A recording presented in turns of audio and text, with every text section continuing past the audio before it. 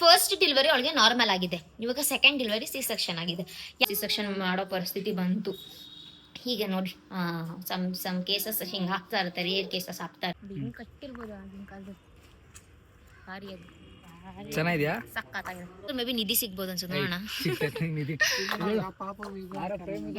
ಈ ಗರ್ಭ ಅಂಬಿ ಪಾಪು ಹೆಂಗಿದೆ ನೋಡಿ ಗೈಸ್, ಇಷ್ಟು ಡೋರನೆ. ಜೈಲು, ಹಾ ಜೈಲೆ ಜೈಲೆ ಜೈಲೆ. ಅವಳಂತೂ ತುಂಬಾನೇ ಫಸ್ಟ್ ಬೇಬಿಗೂ ತುಂಬಾನೇ ನೋವು ಅನುಭವಿಸ್ಬಿಟ್ಟಿದ್ದಾಳೆ, ಇನ್ನು ಸೆಕೆಂಡ್ ಬೇಬಿಗಂತೂ ಫುಲ್ ನೋವು ಅನುಭವಿಸ್ಬಿಟ್ಟಿದ್ದಾಳೆ. ಹಾಯ್ ಹೆಲೋ ಎಲ್ಲರಿಗೂ ನಮಸ್ಕಾರ, welcome back to our YouTube channel. Hi ಎಲ್ಲರಿಗೂ ನಮಸ್ತೆ. ಎಸ್, ಈ ವ್ಲಾಗ್ ಏನು ಅಂತ ಹೇಳಿ ತಮ್ಮೇಲೆ ನೋಡಿರ್ತೀರಾ. ಎಸ್, ಕೊನೆಗೂ ಡೆಲಿವರಿ ಆಯ್ತು ಸವಿಗೆ, ಅಂದ್ರೆ ಅಂಬಿ ಅವ್ರ ಅಣ್ಣನ್ ಸೆಕೆಂಡ್ ಬೇಬಿ ಆಗಿತ್ತು ಅಂತ ಓದ್ ಬ್ಲಾಗ್ ಹೇಳಿದ್ದೆ. ಸೊ ಎಲ್ಲರೂ ನನಗೆ ಅಂತ ಅನ್ಕೊಂಡ್ಬಿಟ್ಟಿದ್ದಾರೆ. ಸೊ ನನ್ಗಲ್ಲ, ಸೊ ನಾನೇನು ಸೆಕೆಂಡ್ ಪ್ರೆಗ್ನೆನ್ಸಿ ಆಗಿಲ್ಲ. ಸೊ ಫಸ್ಟ್ ಅದೇ ಅವ್ರ ಅಣ್ಣನ ಫಸ್ಟ್ ಬೇಬಿ ಇತ್ತು, ಗಂಡು ಪಾಪು. ಇವಾಗ ಎರಡನೇದು ಹೆಣ್ಣು ಪಾಪು ಆಗಿದೆ. ಸೊ ನಮ್ಮ ಮನೆಗೆ ಫಸ್ಟ್ ಗರ್ಲ್ ಬೇಬಿ ಬಂದಿತ್ತು ಅಂತ ಹೇಳಿ ನಾನು ಓದ್ ಬ್ಲಾಗಲ್ಲೇ ಹೇಳಿದ್ದೆ. ಇನ್ನು ಇವತ್ತು ಶನಿವಾರ. ಸೊ ನಮ್ಮ ಮನೇಲಿ ನೋಡಿ ಪೂಜೆ ಎಲ್ಲ ಆಗಿದೆ. ಸೊ ನಮ್ ಬಟ್ ನೋಡಿದ್ರೆ ಗೊತ್ತಾಗುತ್ತೆ ಶನಿವಾರ ಅಂತೇಳಿ. ನೋಡಿ ಇವನ್ ಬಟ್ಟು, ಸೊ ನನ್ ಬಟ್ಟು. ಸೊ ಹಿಂಗಿದ್ದೀನಿ ಹಂಗೆ. ಸೊ ಬೆಳಿಗ್ಗೆ ಮುಖ ತೊಳ್ದು ಅಂದ್ರೆ ಸ್ನಾನ ಮಾಡಿ ದೇವಸ್ಥಾನಕ್ಕೆ ಹೋಗಿ ಬಂದಿರೋದು. ಅಂಬಿ ಇವಾಗ ಸಂಜೆ ಮುಖ ತೊಳ್ಕೊಂಡು ಪೂಜೆ ಮಾಡ್ತಾ. ಸೊ ಅಡಿಗೆ ಮಾಡಿ ಇವಾಗ ಮುಲ್ಲಂಗಿ ಸಾಂಬಾರ್ ಮತ್ತೆ ಅನ್ನ ಮಾಡಿದ್ದೆ. ಸೊ ಇವಾಗ ಅಡಿಗೆ ಮಾಡಿ ಬಟ್ಟು ವಾಷಿಂಗ್ ಮಿಷಿನ್ ಹಾಕಿ ಕಸ ಗುಡಿಸಿ. ಗೊತ್ತಲ್ವಾ ಶನಿವಾರ ನಮ್ದೆಲ್ಲ ಫುಲ್ಲು ನೀಟ್ ಇರುತ್ತೆ. ಸೊ ಶನಿವಾರ ಯಾವ್ದೇ ಕಾರಣಕ್ಕೂ ಮಿಸ್ ಮಾಡಲ್ಲ. ಬೆಳಿಗ್ಗೆ ಟೆಂಪಲ್ಗೆ ಹೋಗಿ ಎಲ್ಲ ಆಯ್ತು. ಇವಾಗ ಸಂಜೆ ಸ್ಟಾರ್ಟ್ ಮಾಡಿದೀವಿ. ಆಕ್ಚುಲಿ ಸವಿಗೆ ಡೆಲಿವರಿ ಆಗಿದ್ದು ಮಂಗಳವಾರ ಡೆಲಿವರಿ ಆಗಿದ್ದು. ಸೊ ನಾವು ಬುಧವಾರ ಹೋಗಿದ್ವಿ ನೋಡ್ಕೊಂಡು ಬರಕ್ಕೆ ಅಂತ ಹೇಳಿ. ಸೊ ಅಲ್ಲಿ ಹೋದಾಗ ಹಾಸ್ಪಿಟ್ಲದು ಕ್ಲಿಪ್ಪಿಂಗ್ಸ್ ಎಲ್ಲಾನು ಕೂಡ ಆ್ಯಡ್ ಮಾಡಿದ್ದೀನಿ, ಹೋಗಿ ಒಂದ್ಸತಿ ನೋಡ್ಕೊ ಬನ್ನಿ. ಅದಾದ್ಮೇಲೆ ಮತ್ತೊಂದ್ಸತಿ ನಾವು ಹೋಗಿದ್ವಿ, ಬುಧವಾರ ಹೋಗಿದ್ವಿ, ಮತ್ತೆ ಶುಕ್ರವಾರ ಹೋಗಿದ್ವಿ. ಇವತ್ತು ಶನಿವಾರ, ನಿನ್ನೆ ಕೂಡ ಹೋಗಿದ್ವಿ ನಾವು ನೋಡ್ಕೊಂಡ್ ಬರೋಣ ಪಾಪುನ ಹೇಗಿದೆ ಏನು ಅಂತ ಹೇಳಿ. ಆಕ್ಚುಲಿ ನಾನು ಒಂದು ವಿಷಯನ ಶೇರ್ ಮಾಡಬೇಕು. ಸೊ ಅದನ್ನ ನಾನು ಈ ಕ್ಲಿಪ್ಪಿಂಗ್ ಅಟ್ಯಾಚ್ ಮಾಡಿದ್ದೀನಲ್ಲ, ಸೊ ಅದನ್ನ ನೋಡ್ಕೊಂಡು ಬನ್ನಿ. ಅಲ್ಲೇ ವಿಕ್ಟೋರಿಯಾ ಹತ್ರ ನಮ್ಮ ಬೆಂಗಳೂರು ಫೋರ್ಟ್ ಇತ್ತು, ಬೆಂಗಳೂರು ಕೋಟೆ. ಸೊ ಅದನ್ನ ಸ್ವಲ್ಪ ನೋಡ್ಕೊಂಡು ಅದನ್ನ ಸ್ವಲ್ಪ ಎಕ್ಸ್ಪ್ಲೋರ್ ಮಾಡಿದ್ದೀವಿ. ಸೊ ನೋಡಿಲ್ಲ ಅಂತಂದ್ರೆ ನೋಡ್ಕೊಂಡು ಬನ್ನಿ ಅದನ್ನು ಕೂಡ. ಅದಾದ್ಮೇಲೆ ಅಲ್ಲಿ ಹಾಸ್ಪಿಟಲ್ ಹತ್ರ ನಾನು ಏನೂ ಮಾತಾಡಿಲ್ಲ, ಯಾಕಂತಂದ್ರೆ ನಾನು ಪಾಪು ನೋಡಕ್ ಹೋದವಳು, ನನಗೆ ಗೊತ್ತಲ್ಲ, ಮಕ್ಕಳು ಅಂದ್ರೆ ತುಂಬಾ ಇಷ್ಟ. ಪೂರ್ತಿ ಅಲ್ಲೇ ಇದ್ದೆ ನಾನು. ಸೊ ಅಂಬಿ ಅಲ್ಲಿ ಇಲ್ಲಿ ಒಂದಷ್ಟು ಕ್ಲಿಪ್ಪಿಂಗ್ ಮಾಡಿಕೊಂಡಿದ್ದಾನೆ. ಸೊ ಅದನ್ನ ಹೋಗಿ ನೋಡ್ಕೊಂಡು ಬನ್ನಿ. ನಮ್ಮ ಅಣ್ಣನ ಮಗುಗೆ ಇಲ್ಲಿ ವಾಣಿ ವಿಲಾಸಕ್ಕೆ ಬಂದಿದ್ದೀವಿ. ಪ್ರೈಲ್ ಬರ್ತೈತೆ ನೋಡಿ ವಾಣಿ ವಿಲಾಸಕ್ಕೆ. ಅವಳು ಕಾವ್ಯ ಮಗು ನೋಡ್ಕೊಂಬರಕ್ಕವಳೆ. ನಾನು ನಮ್ಮ ಫ್ರೆಂಡು ನಮ್ಮ ವಿಷ್ಣು ಇವನು ಇಲ್ಲೇ ಆಚೆ ಕೂತಿದ್ದೀವಿ. ಇನ್ನೇನು ಅವಳು ಬರೋ ಗಂಟ ನಾನು ನೋಡ್ಕೊಂಬಂದೆ ಹೋಗಿ. ಇವಾಗ ಅವಳು ಬರೋಕ್ಕಿನ್ನ ಎಷ್ಟೊತ್ತಾಗುತ್ತೆ ಯಪ್ಪ, ನರ್ಕಪ್ಪು ಇಲ್ಲೆಲ್ಲ ವೆಯ್ಟ್ ಮಾಡೋದೈತಲ್ಲ ಕುತ್ಕೊಂಡು ಒಂದೊಂದು ವಾರ. ನಾನಂತರ ಇಲ್ಲಿ ಒಂದು ವಾರ ಇದ್ದೀನಿ ವಿಷ್ಣುಗೋಸ್ಕರ. ಆದರೆ ಸೇಫಾಗಿ ಡೆಲಿವರಿ ಮಾಡ್ತಾರೆ, ಅದೊಂದೇ ಖುಷಿ, ಇನ್ನೇನಿಲ್ಲ. ಎಷ್ಟು ಜನ ಅವ್ರು ನೋಡ್ರಿ. ಇವತ್ತೇ ಜಾಸ್ತಿ ಜನ, ನಾವಿದ್ದಾಗ ಅಷ್ಟೊಂದು ಜನ ಇರಲಿಲ್ಲ ಇಲ್ಲಿ. ಇವತ್ತು ಹೆವಿ ಅವರು ಇನ್ನೂ ಒಳಗಡೆ ಫುಲ್ಲು ಜಾಸ್ತಿ ಜನ. ಅವರು ಒಳಗಡೆ ವೀಡಿಯೋ ಮಾಡೋಕ್ಕೆ ಬಿಡಲ್ಲ. ನಾನು ಅದಕ್ಕೋಸ್ಕರ ಆಚೆ ಕಡೆನೇ ಮಾಡ್ಕೊಂಡಿದ್ದೆ ಅವಳು ಬರಲಿ ಅಂತ. ನಮ್ಮ ಹೆಮ್ಮೆಯ ಬೆಂಗಳೂರು ಕೋಟೆ. ಓಕೆನಾ, ಅದ್ರೊಳಗೆ ಹೋಗೋಣ ಇವಾಗ, ನೋಡೋಣ ಏನೇನಿದೆ ಒಳಗಡೆ. ಇದು ವಾಣಿ ವಿಲಾಸದಲ್ಲಿ ಬರೋದು ಕೋಟೆ, ಬೆಂಗಳೂರು ಕೋಟೆ ಅನ್ನೋದು. ಒಳಗಡೆ ಸುಮ್ಮನೆ ನಾವು ಹೋಗ್ತಾ ಇದೀವಿ, ನೋಡ್ಕೊಂಡು ಹೋಗೋಣ ಅಂತ ಬಂದಿದ್ದೀವಿ. ಹತ್ರ ಚೆನ್ನಾಗಿದೆ. ಒಂದು 50 ವರ್ಷದ ಹಿಂದೆ ಅನ್ಸುತ್ತೆ ಮೋಸ್ಟ್ಲಿ ಇದೆಲ್ಲ. 50 ವರ್ಷ ಜಾಸ್ತಿ ಆಗಿದೆಲ್ಲ ನೋಡಿ. ನಮ್ಮ ಫ್ರೆಂಡ್ ಹೇಳ್ತಾನೆ, ಬಾರೋ ಹೇಳು, ಏನು ಮಾತಾಡು. 50 30 40 ವರ್ಷದ ಹಿಂದೆ. ಅದಕ್ಕೋಸ್ಕರ ಹೌದಾ, ನಾವು ಈ ಥರ ಫಸ್ಟ್ ಟೈಮ್ ರೋಡಾಗಿ ಹಿಡ್ಕೊಂಡು ಹಿಂಗೆ ಮಾಡ್ಕೊಂಡು ಹೋಗೋದು.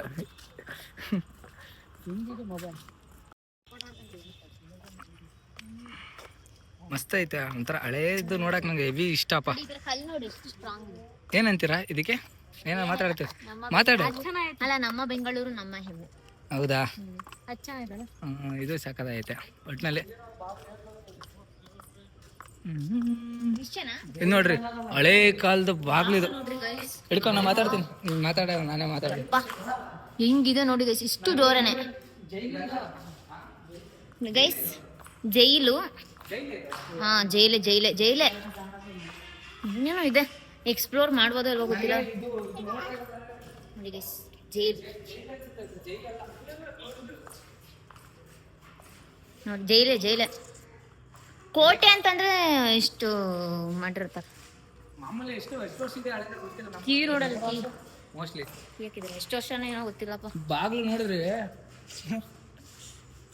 ಆಗಿನ ಕಾಲದಲ್ಲ ಕುಡಿಲಿ ಹಂಗೆ ಹಿಡ್ಕತಿ. ಹೆಂಗೈತಲ್ಲೋ ಆಗಿನ ಕಾಲ ಬಾಗಿಲುಗಳು ಇವೆಲ್ಲ ಮಸ್ತ್ ಐತೆ ಮಾತ್ರ.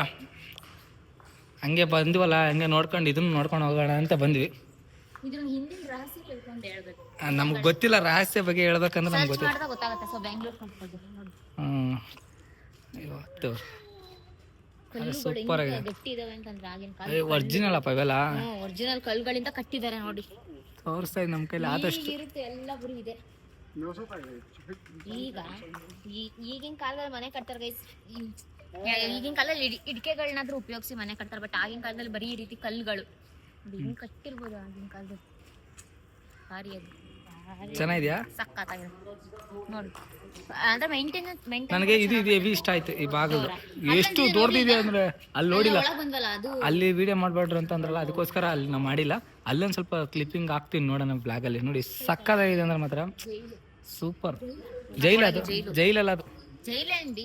ಹೌದಾ? ಕೋಟೆಗಳಂತಂದ್ರೆ ಆಗಿನ ಕಾಲದಲ್ಲಿ ರಹಸ್ಯವಾದ ಕೂಡಾಕ ಜನಗಳನ್ನ ಕೂಡಾಕದಾಗಿಲ್ಲ, ವಸ್ತುಗಳನ್ನ ಕೂಡ. ನಮ್ಗೆ ಅಂತೂ ಆಲ್ಮೋಸ್ಟ್ ಇದ್ರ ಬಗ್ಗೆ ಮಾಹಿತಿ ಇಲ್ಲ. ಯಾರು ಬ್ಲಾಗ್ ನೋಡ್ತಿರಲ್ಲ ಇದ್ರಲ್ಲಿ, ನೀವೇ ಅದನ್ನ ಸ್ವಲ್ಪ ನಮ್ಗೆ ಹೇಳ್ರಿ. ನಮ್ಗೆ ಗೊತ್ತಿಲ್ಲ ಇದ್ರ ಬಗ್ಗೆ. ಬೆಂಗಳೂರು ವಾಣಿ ವಿಲಾಸದಲ್ಲಿ, ವಾಣಿ ವಿಲಾಸ ಅಲ್ವಾ, ವಾಣಿ ವಿಲಾಸ ಹತ್ರ ಇರೋದು ಬೆಂಗಳೂರು ಕೋಟೆ, ವಿಕ್ಟೋರಿಯಾ ಹಾಸ್ಪಿಟ್ಲ್ ಹತ್ರ ಇರೋದು. ಚೆನ್ನಾಗಿದೆ ಒಂಥರ ಅಲ್ಲ. ಮೇಂಟೈನ್ ಕೂಡ ಚೆನ್ನಾಗಿ ಮಾಡಿದ್ದಾರೆ. ಅದೇ ಕ್ಲೀನಿನೆಸ್. ನಾವು ಸುಮ್ಮನೆ ಜೈಲ್ ಅಂತ ಹೇಳ್ತೀವಿ. ನಮ್ಗೆ ಫಸ್ಟ್ ಟೈಮ್ ನೋಡಿದಾಗ ಎಕ್ಸೈಟ್ ಆಗ್ಬಿಡ್ತೀನಿ ಜಾಸ್ತಿ. ಯಾಕಂದ್ರೆ ನೋಡಿ ಎಷ್ಟು ಉದ್ದ ಇದೆ ಅಂತ ನಿಜವಾಗ್ಲೂ ಬ್ಲಾಕ್ ಆಗಿದೆ. ಮಳೆ ಬಂದಲ್ಲ ಪ್ರಶ್ನೆ. ಇದು ಮಿನಿಮಮ್ ಅಂದ್ರೆ ಒಂದು 40 ವರ್ಷದ 50 ವರ್ಷದ ಇತಿಹಾಸ ಇರ್ಬೋದು. ಇದ್ರ ಬಗ್ಗೆ ನಮ್ಗೂ ಅಷ್ಟು ಮಾಹಿತಿ ಗೊತ್ತಿಲ್ಲ. ಒಳಗಡೆ ಬಂದಿದ್ವಿ, ಹಂಗೆ ಬ್ಲಾಗ್ ಮಾಡ್ಕೊಂಡು ಹೋಗ್ತಾ ಇದ್ವಿ ಅಷ್ಟೇ. ಗೊತ್ತಿದ್ರೆ ನೀವು ಸ್ವಲ್ಪ ತಿಳಿಸಿ ನಮ್ಗೆ ಅಂತ ನಾವು ಹೇಳ್ತೀವಿ. ಏನಂತೀರಾ ಪವನ್ ಅವ್ರೆ? ನಾನೇ ಸರ್ಚ್ ಮಾಡ್ತೀನಿ. 60 ವರ್ಷ ಅಲ್ಲ, 100 ವರ್ಷ ಇತಿಹಾಸ ಹೆಂಗಿದೆ ಅಂತಂದ್ರೆ ಅಂಬಿ ಕಲ್ಲು ನೋಡಂಬಿ ಜಸ್ಟ್ ಮುಟ್ಟಿ. ಬಟ್ ಮೇಂಟೈನ್ ಚೆನ್ನಾಗಿ ಮಾಡಿದಾರೆ. ಒಂದು ಕಲ್ಲು ನೋಡಿ ಕೊಲ್ಲಲ್ಲಿ ಮೀನ್ ಡಿಸೈನ್ ಇದೆಯಲ್ಲ, ಇದ್ರಲ್ಲಿ ಏನೋ ಒಂದು ಇರ್ತದೆ. 3 ಮೀನು, ಇಲ್ಲೊಂದ್ ಮೀನು. ಅಭಿ ಕಲ್ಲು ನೋಡಿದ್ರೆ ಮೇ ಬಿ ನಿಧಿ ಸಿಗ್ಬೋದು ಅನ್ಸುತ್ತೆ. ನೋಡೋಣ. ಈ ಗರ್ಭ ಅಂಬಿ ಪಾಪದು ಹೊಟ್ಟೆಲಿ ಇರ್ತಲ್ಲ. ಅದೇ ಈ ಕೊಲ್ಲಲ್ಲಿ ಏನೇ ಹಲವಾರು ಏನೇನೋ ಇರ್ತಾವ. ಬನ್ನಿ, ನಮ್ಗೆ ಯಾಕೆ ಅಂತ ಬಿಡಬಾರ್ದು. ಆದ್ರೂ ಇರ್ಲಿ, ಮತ್ತೇನ್ ಮಾಡಕ್ಕಾಗಲ್ಲ. ನಾವು ಅಷ್ಟೊಂದು ಹಕ್ಕಿಗಳು ಓಡಾಡ್ತಿದ್ವಿ, ಯಾಕೆ ಅಂತ ಗೊತ್ತಿಲ್ಲ. ಎಲ್ಲ ಹಾಗೆ ಸತ್ತಿರ್ಬೇಕು ಅಂತ. ಹದ್ದುಗಳು ನೋಡಿ, ಚಂದ್ರ ಸ್ಪಾಟ್ ಹತ್ರ ಹೆಂಗ್ ಮುಳುಗ್ತಿದೆ ನೋಡಿ. ಸೂರ್ಯ ಹೆಂಗ್ ಹೊಡಿತಿದೆ. ಏನಂಬಿ ಇಲ್ಲಿ ನೋಡಂಬಿ ಕಲ್ಲಿದು ಹಿಂಗ್ ಕಟ್ಟಿರ್ಬೋದು ನೋಡು. ಸಮಥಿಂಗ್ ಏನೋ ಹಿಡನ್ ಇದೆ. ಸೊ ಅದಕ್ಕೋಸ್ಕರ ಈ ಕಟ್ಟಿರೋದಷ್ಟೇ ಅಲ್ಲ ಗೈಸ್, ಇಲ್ಲಿ ನಡೆಯುವಂತ ಕಲ್ಲುಗಳು ಕೂಡ ಇದರಿಂದಾನೆ, ಅಂತಂದ್ರೆ ಕಲ್ಗಳಿಂದಾನೆ ಕಟ್ಟಿರೋದು. ಕೆಳಗಡೆ ನಡೆಯೋ ಕಲ್ಲುಗಳು ಕೂಡ ಕಲ್ಲಿಂದಾನೆ. ವಿಷ್ಣುಗೆ ಇಲ್ಲಿ ನೋಡಿ ಹಿಂಗ್ ಮಾಡ್ಕೊಂಡಿದ್ದಾನೆ. ಕೆಂಪು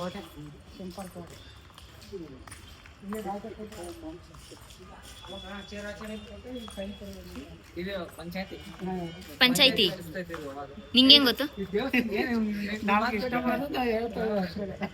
ನಮಗೂ ಅಷ್ಟು ಮಾಹಿತಿ ಇಲ್ಲ. ಇದು ಸುಮ್ಮನೆ ಏನೇನು ಹೇಳ್ಬೇಡ, ಬೈತಾರೆ. ಬಾಗಿಲಿದೆ ನೋಡಿ ಇಲ್ಲೊಂದು ಬಾಗಿಲು ಗೈಸ್. ಇಲ್ಲೊಂದು ದೇವಸ್ಥಾನ ಇದೆ, ಕ್ಲೋಸ್ ಆಗಿದೆ. ಯಾವ ದೇವಸ್ಥಾನ ಏನು ಗೊತ್ತು ಅಲ್ಲ. ದೇವಸ್ಥಾನ ಇದೆ, ಯಾವ್ದು ಏನು ಅಂತ ಗೊತ್ತಿಲ್ಲ ಅಷ್ಟೇ. ಚೆನ್ನಾಗಿದೆ ಅಲ್ಲ, ಒಂಥರ ಸಖತ್ ಇಷ್ಟ ಆಯ್ತು. ಇದ್ಬಿಡಿಲ್ಲ ಒಂದು ಮಂಚ ಇರುವಂತ ಹೇಳಿದ್ವಿ. ಎಸ್ ಗೈಸ್, ಸೊ ಹೋಗಿ ವಿಡಿಯೋ ನೋಡ್ಕೊಂಡು ಬಂದ್ರಿ ಅಂತ ಅನ್ಸುತ್ತೆ. ಅಂಬಿ ಫಸ್ಟ್ ಟೈಮ್ ಅವನೇ ವ್ಲಾಗ್ ಮಾಡಿದ್ದಾನೆ.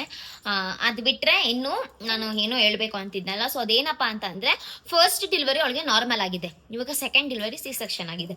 ಯಾಕೆ ಅಂತ ನಾನು ಹೇಳ್ತೀನಿ. ಸೊ ಫಸ್ಟ್ ಡೆಲಿವರಿ ಅವಳಿಗೆ ನಾರ್ಮಲ್ ಆಗಿದ್ದು, ಬಟ್ ಅದನ್ನು ಕೂಡ ಅವಳು 3 ದಿವಸ ಕಂಟಿನ್ಯೂಸ್ ನೋವು ತಿದ್ದು 3 ದಿವಸ ಅಡ್ಮಿಟ್ ಆದ್ಮೇಲೆ ಅವಳಿಗೆ ಡೆಲಿವರಿ ಆಗಿರೋದು ಫಸ್ಟ್ ಮಗು. ಸೊ ಫಸ್ಟ್ ಮಗು ಬಂದು ಗಂಡು ಮಗು. ಈ ಜಾನ್ವರಿ ಬಂದ್ರೆ ಅವನಿಗೆ 3 ವರ್ಷ ಕಂಪ್ಲೀಟ್ ಆಗಿ 4 ವರ್ಷಕ್ಕೆ ಬೀಳುತ್ತೆ. ಸೊ ಎಂತಕ್ಕೆ ಅವಳಿಗೆ ಫಸ್ಟ್ ಈಗ ಸೆಕೆಂಡ್ C-ಸೆಕ್ಷನ್ ಆಗಿರೋದು ಅಂತ ಹೇಳೋಕ್ಕಿಂತ ಮುಂಚೆ ಫಸ್ಟ್ ಹೇಳ್ತೀನಿ. ಸೊ ಫಸ್ಟ್ನೇ ಮಗು ಅಷ್ಟೇ ಅವಳಿಗೆ. ಸೊ ಅವಳಿಗೆ ಹುಟ್ಟಿರೋಂಥ ಫಸ್ಟ್ ಗಂಡು ಮಗು ಕೂಡ, ನಮ್ಮ ಸವಿಗೆ ಫಸ್ಟ್ ಹುಟ್ಟಿರೋ ಮಗು ಕೂಡ ದಪ್ಪ ಇತ್ತು ಅಂತಂದ್ರೆ ವೆಯ್ಟ್ ಜಾಸ್ತಿ ಇತ್ತು ಮತ್ತು ತಲೆ ದಪ್ಪ ಇದ್ದಿದ್ರಿಂದ ಅವ್ನಿಗೆ 3 days ಆಯಿತು. ಸೊ ನಾರ್ಮಲ್ ಡೆಲಿವರಿನೇ ಮಾಡಿ ಅಂತ ಹೇಳಿದ್ರು ಆಗುತ್ತೆ. ಸೊ ಮಾಡಬೇಕು ಅಂತ ಅಂದ್ಕೊಂಡು ಸೊ ನಾರ್ಮಲ್ ಡೆಲಿವರಿನೇ ಮಾಡಿದ್ರು ಅವರು. 3 ದಿವಸ ನೋವು ತಿಂದಾದ್ಮೇಲೆ 4ನೇ ದಿವಸಕ್ಕೆ ಅವ್ನು ಹುಟ್ಟಿದ್ದು. ಅವನು ಅಷ್ಟೇ 3.5 kg ಹತ್ರ ಇದ್ದ.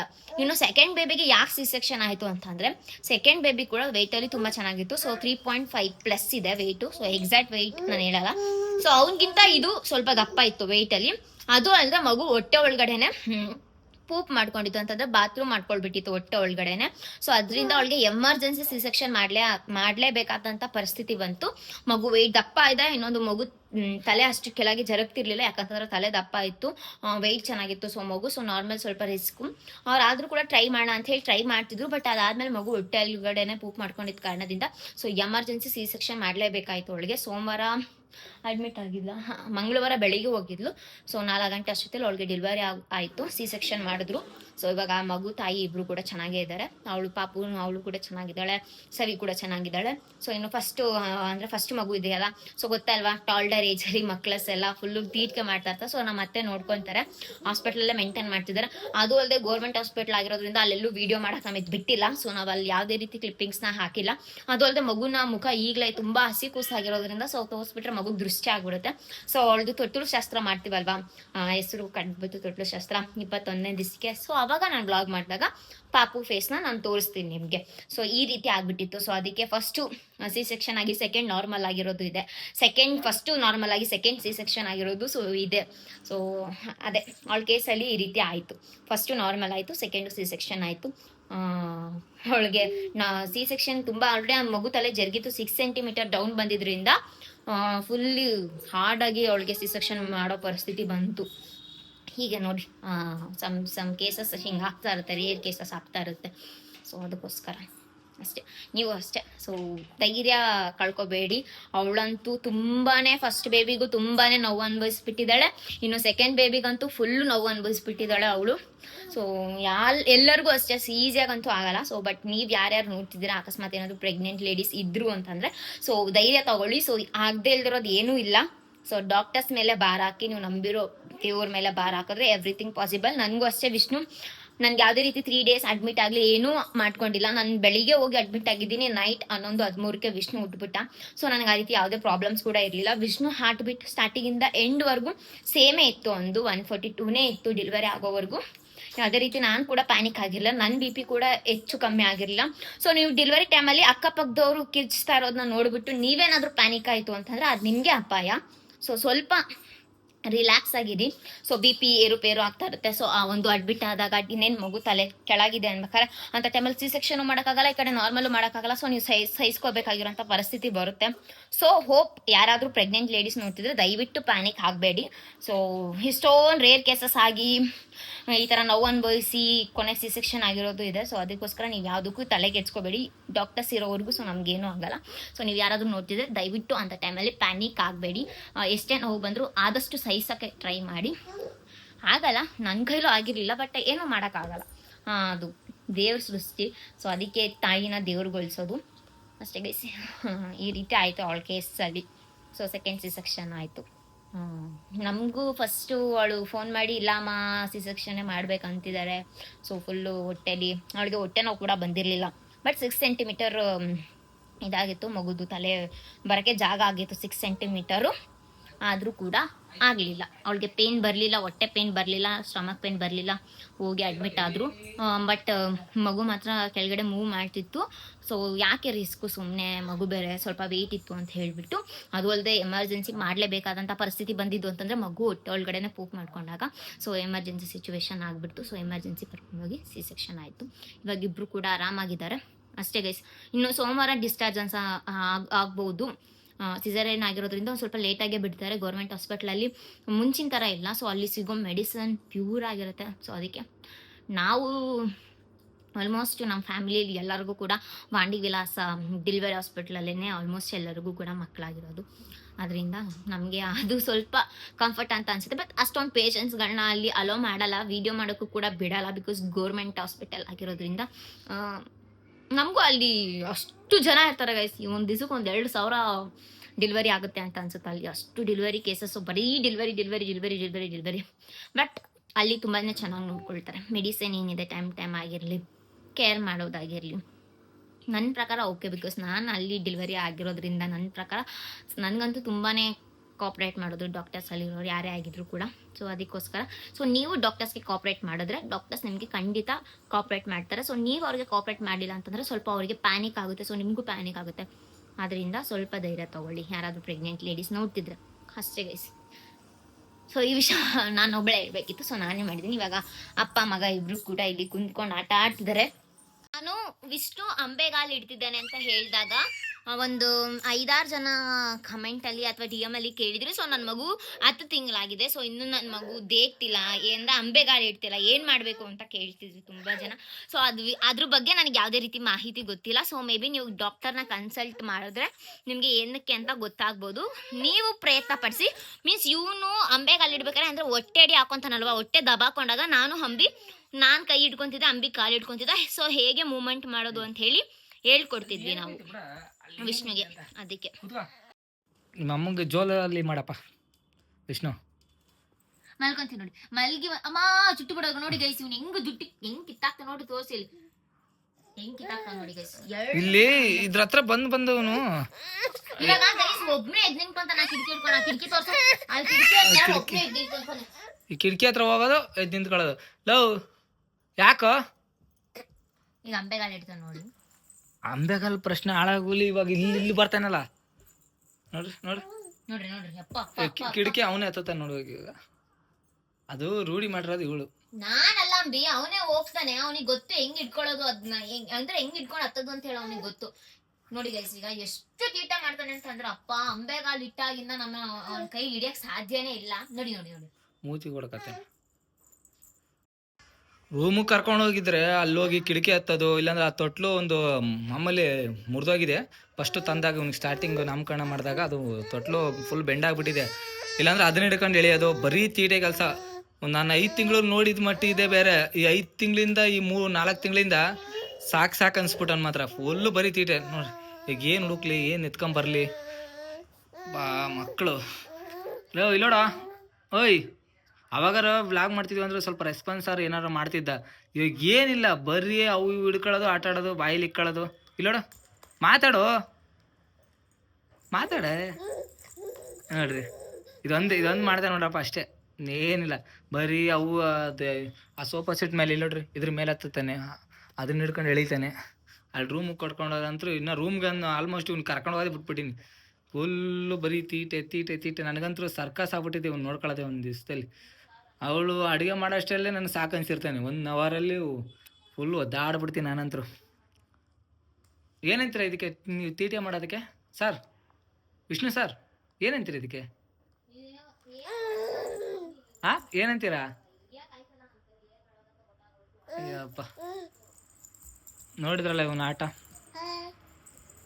ಬೆಳಗಿಂದ ಒಂದು 4-5 ಗಂಟೆ ಹೆಂಗಾರು ಎಸ್ಕೇಪಾಗಿ ಆಚೆ ಕಡೆ ಓಡಾಡ್ಕೊಂಡಿರ್ತಾನೆ. 5 ಗಂಟೆಗೆ ಮನೆಗೆ ಬಂದರೆ ಇವ್ನು ನೋಡ್ಕೊಳ್ಳೋದೆ ನನ್ನ ಕೆಲಸ ಅರ್ಧ ನೋಡ್ರಿ.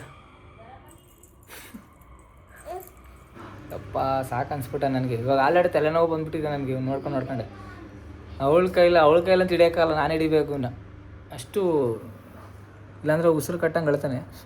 ಇವಾಗ ನೋಡಿ ರಿಮೋಟ್ ಕಿತ್ಕೊತೀನಿ ಹೋಗಿ ಬರಲಿ. ವೀಡಿಯೋ ಆನ್ ಮಾಡಿದ್ರೆ ಉಸಿರು ಬಿಡೋಲ್ಲ, ಅದೇ ನಾರ್ಮಲ್ ಟೈಮಲ್ಲಿ ಕಿತ್ಕೊಳ್ಳಿ. ಆಯಂತ ಮಾಡೋ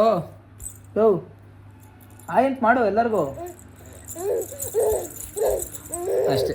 ಇದೊಂದು ಆಯಂತ ಅಂದರೆ ಇದೊಂದು ಜಿಗ್ದಾಡೋದು, ಕುಣಿದಾಡೋದು. ಏಯ್ ಸುಮ್ಮನಿರಪ್ಪ, ಬಾ ನೋಡ್ರಿ ಒಂದು ಜಾಗದಲ್ಲಿ ಇದ್ರೆ, ಇಲ್ಲಾಂದ್ರೆ ಇದು ಕೆಳಗೆ ಇಳಿಯಕ್ಕೆ ಹೋಗ್ತಾನೆ ಇಲ್ಲಿ. ಸೊ ನಮ್ದೇನು ಜಾಸ್ತಿ ಮಾತಿಲ್ಲ, ಎಲ್ಲ ಅವರೇ ಮಾತಾಡ್ತಿರ್ತಾರೆ, ನಮ್ದೇನಿರಲ್ಲ. ಯಾಕಂದ್ರೆ ಅಲ್ಲಿ ಲೇಡೀಸ್ ಬಗ್ಗೆ ಇರೋದು, ಅದಕ್ಕೆ ನಮ್ದೇನಿಲ್ಲ ಮಾತಾಡೋಣ ಟೈಮ್ ಬಂದಾಗ. ಗೈಸ್ ಮನೇಲಿ ದೀಪ ಹಚ್ಚಿದ್ದಾನೆ ಅಂಬಿ, ಇವಾಗ ಹಚ್ಚಿದ್ದಾನೆ. ಒಂದು ಅರ್ಧ ಗಂಟೆ ಆಯಿತು. ಈಗ ಟೈಮ್ ಎಷ್ಟು ಅಂಬಿ? ಟೈಮ್ ಬಂದು ಒಂದು 6:15 ಹತ್ರ 7 ಗಂಟೆ ಆಯಿತು. ಒಂದು 6 ಗಂಟೆಗೆ ಅಂಬಿ ದೀಪ ಹಚ್ಚಿದ್ದು. ಸೊ ಹೇರ್ ಕೂಡ ಕೂಮ್ ಮಾಡಿಲ್ಲ, ನಾನು ಹಾಗೆ ವ್ಲಾಗ್ ಸ್ಟಾರ್ಟ್ ಮಾಡಿದ್ದೀನಿ. ಯಾಕೆ ಅಂತಂದರೆ ದೀಪ ಹಚ್ಚಿದ್ದಾನೆ. ಸೊ ತಲೆ ಬಾಚಬಾರ್ದು ದೀಪ ಹಚ್ಚಿದ್ಮೇಲೆ. ಅದು ಅಲ್ಲದೆ ಮುಸ್ಸಂಜೆ ಬೇರೆ ಆಗೋಯ್ತಲ್ವಾ. ಸೊ ಬೆಳಿಗ್ಗೆಯಿಂದ ಕೆಲಸಗಳಿತ್ತು. ಸೊ ಅದರಿಂದ ನಾನು ತಲೆ ಬಾಚಿಲ್ಲ. ಸೊ ದಯವಿಟ್ಟು ಅಡ್ಜಸ್ಟ್ ಮಾಡ್ಕೊಳ್ಳಿ. ಇನ್ನು ನಮ್ಮನ್ನ ಇಷ್ಟಪಡೋರು ನಾವು ಹೇಗಿದ್ರು ಇಷ್ಟಪಡ್ತೀರಾ, ಅದು ಸೆಕೆಂಡ್ರಿ. ಎಸ್ ಇನ್ನು ಬಾ ಅಂಬಿ ಸೊ ವ್ಲಾಗ್ ಕಂಟಿನ್ಯೂ ಮಾಡೋಣ ಗೈಸ್ ಅಷ್ಟೇ. ಸೊ ಈ ವಿಡಿಯೋನ ಎಲ್ಲಿಗೆ ಎಂಡ್ ಮಾಡ್ತಾ ಇದೀವಿ. ಆಲ್ರೆಡಿ 20 ಮಿನಿಟ್ ಆಗ್ಬಿಟ್ಟಿದೆ ವ್ಲಾಗು. ಸೊ ಈ ವ್ಲಾಗ್ ಏನಾದರೂ ನಿಮ್ಗೆ ಇಷ್ಟ ಆಗಿದ್ರೆ ಲೈಕ್ ಶೇರ್ ಕಮೆಂಟ್ ಮಾಡಿ. ಸೊ ಮಿಸ್ ಮಾಡದೆ ನಮ್ಮ ಯೂಟ್ಯೂಬ್ ಚಾನಲ್ನ ಸಬ್ಸ್ಕ್ರೈಬ್ ಮಾಡ್ಕೊಳ್ಳಿ. ಸೊ ಹೀಗೆ ಸಪೋರ್ಟ್ ಮಾಡ್ತಾ ಇರಿ.